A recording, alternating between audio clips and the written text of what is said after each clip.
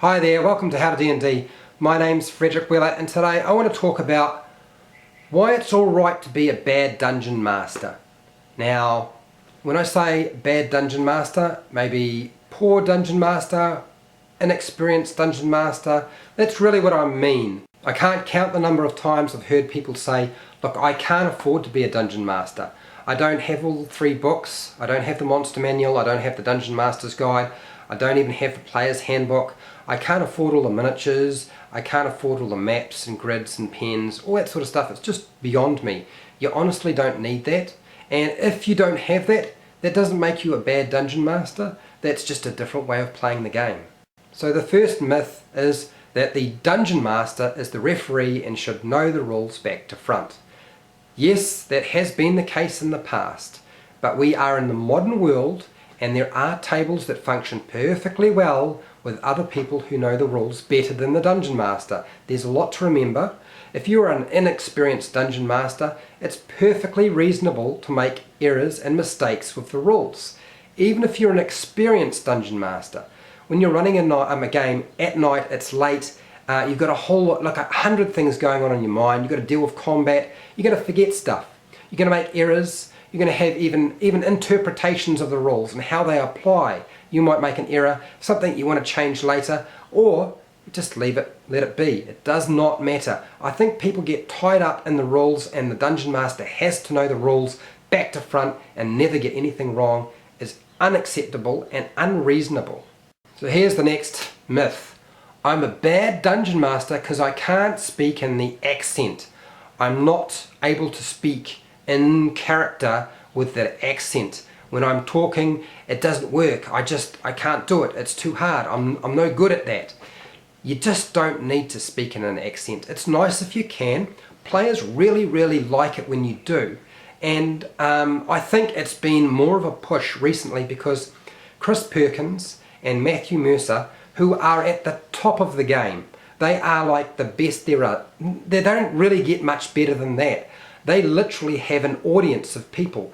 Their shows, their DMing is seen by thousands of people. And it's a show. It's not like a small table. You're only dealing with a small table. You don't have to worry about being so good that you have to appeal to a huge audience. You don't have to be Matthew Mercer and you don't have to be Chris Perkins to be a dungeon master. And if all you can do is simply speak in your own voice and communicate with your players, that is good enough. Matthew Mercer and Chris Perkins are professional entertainers. And that's what you've got to remember. You do not need to be a professional entertainer to be a dungeon master. So here's the thing. I'm not prepared to run the game. I just don't have time. I find myself disorganized. I'm a bad dungeon master. I'm a poor dungeon master. I shouldn't dungeon master. Somebody else should do it. And really, again, a silly thing to worry about.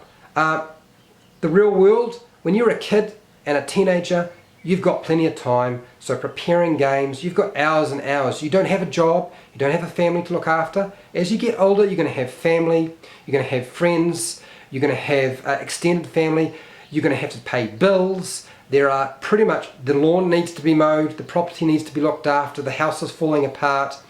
You're going to have to do overtime if the boss asks you to. There's a death in the family, you've got to go and deal with that.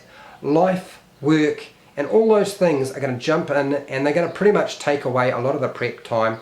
And it doesn't mean that you are a bad dungeon master because you can't prepare in a way that you feel is adequate. If you don't have time to prepare your game, then you're going to learn to improvise. That's what happens. People who don't have time to prepare lots of material in advance, they learn to improvise. If they don't learn to improvise, they run a messy session. And you know, the great thing about running a messy session is when you know where you are. Okay, you ran a messy session and hopefully it can only improve from there. But what's worse than running a messy session of Dungeons and Dragons? Not playing the game at all.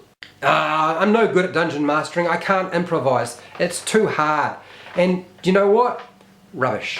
The thing about improvising is it comes with experience and practice and with assistance. You actually need assistance to be able to learn to improvise. You need assistance from your players, and you need assistance from other dungeon masters. And whether you get that advice and information over the web or in person is really up to you.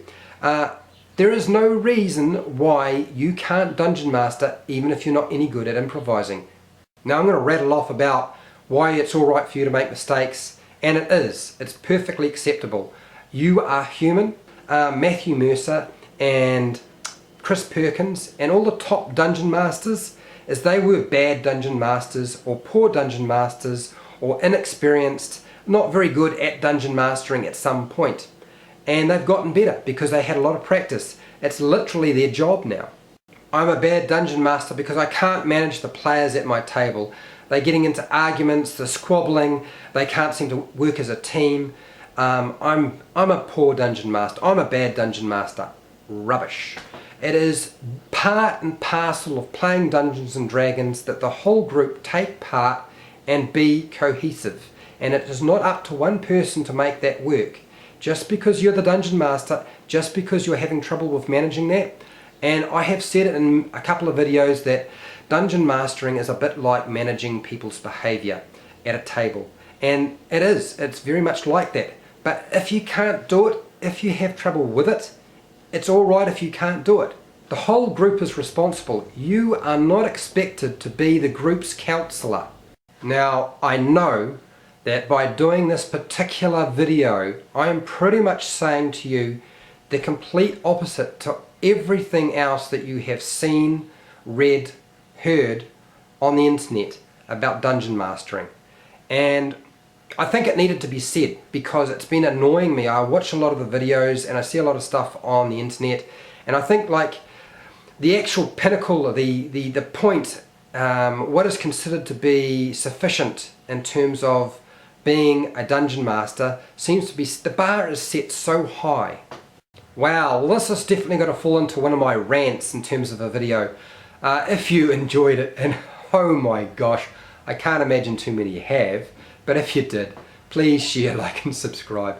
Look, make a comment below and tell me if you're a bad dungeon master, what it is that you worried about because you thought you were bad or poor or weren't any good at being a dungeon master. And I'll tell you now, you probably weren't as bad or as poor as you thought you were. Until next time, keep rolling those 20s.